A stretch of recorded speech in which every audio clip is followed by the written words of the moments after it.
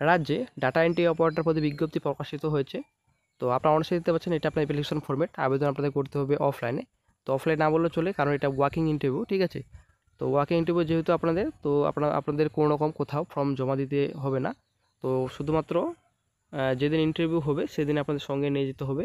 তো আপনারা অনলাইনে দেখতে পাচ্ছেন, নাম, ব্লক লেটার্স অবশ্যই আপনি লিখবেন, সম্পূর্ণ ক্যাপিটাল লেটার্সে লিখবেন। অ্যাপ্লিকেশন ফর্মে সম্পূর্ণ ক্যাপিটাল লেটার্স, ঠিক আছে।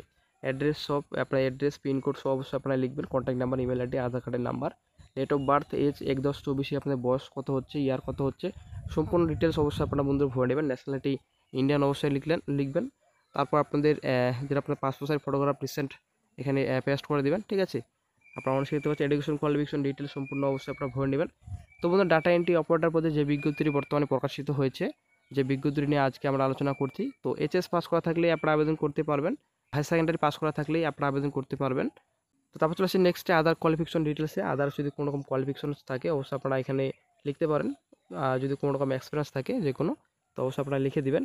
দেন আপনাদের প্লেস রয়েছে, ডেট রয়েছে, বসিয়ে দিবেন। তারপর নিজের সিগনেচার এখানে ভালোভাবে করে নেবেন, ঠিক আছে। তো নট ইন ব্লক লেটার্সে অবশ্যই আপনারা এখানে লিখবেন না। ফুল সিগনেচার যেরকম ফুল সিগনেচার করেন সেভাবে আপনারা লিখবেন।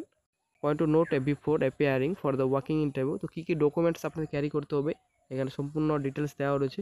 তো বন্ধুরা, all education qualification certificate, marksheet অবশ্যই আপনার সঙ্গে নিয়ে যাবেন। জেরক্স কপি 2টো সেট নিয়ে যাবেন, এবং আপনারা অরিজিনাল সঙ্গে অবশ্যই আপনারা নিয়ে যাবেন, ঠিক আছে।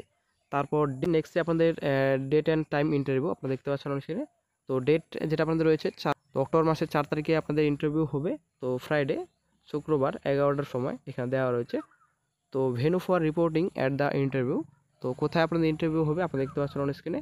এখানে ইন্টারভিউ অ্যাড্রেস দেওয়া রয়েছে, conference hall, new administrative building, office of the principal, Bardhaman medical college, পূর্ব বর্ধমান ডিস্ট্রিক্টে বিজ্ঞপ্তি প্রকাশিত হয়েছে। পূর্ব বর্ধমান মেডিকেল কলেজে নেওয়া হবে, আপনারা দেখতে পাচ্ছেন। তো সেখানে আপনাদের ইন্টারভিউটি হবে। শূন্যপদের সংখ্যা রয়েছে 2টো। এই ডাটা এন্ট্রি অপারেটর পদে বিজ্ঞপ্তি প্রকাশিত হয়েছে।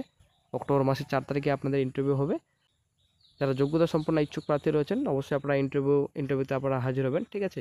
আপনারা অনলাইনে দেখতে পাচ্ছেন government of West Bengal, department of health and family welfare. তো হেলথ ডিপার্টমেন্টে বিজ্ঞপ্তিটি প্রকাশিত হয়েছে। Office of the principal, Bardhaman medical college.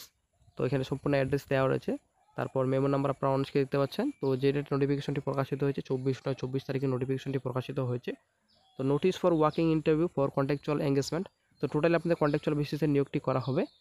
তো তারপর চলে আসছি নেক্সটে আপনাদের নেম অফ দ্য পোস্ট। তো data entry operator, fixed remuneration 18,000 টাকা পার মান্থে আপনাদের রেমুনেশন দেওয়া হবে। টোটাল ভ্যাকেন্সি রয়েছে 2টো, ঠিক আছে। তো এজ 1/10/24 আপনি দেখতে পাচ্ছেন, 18 থেকে 40 বছরের মধ্যে হতে হবে।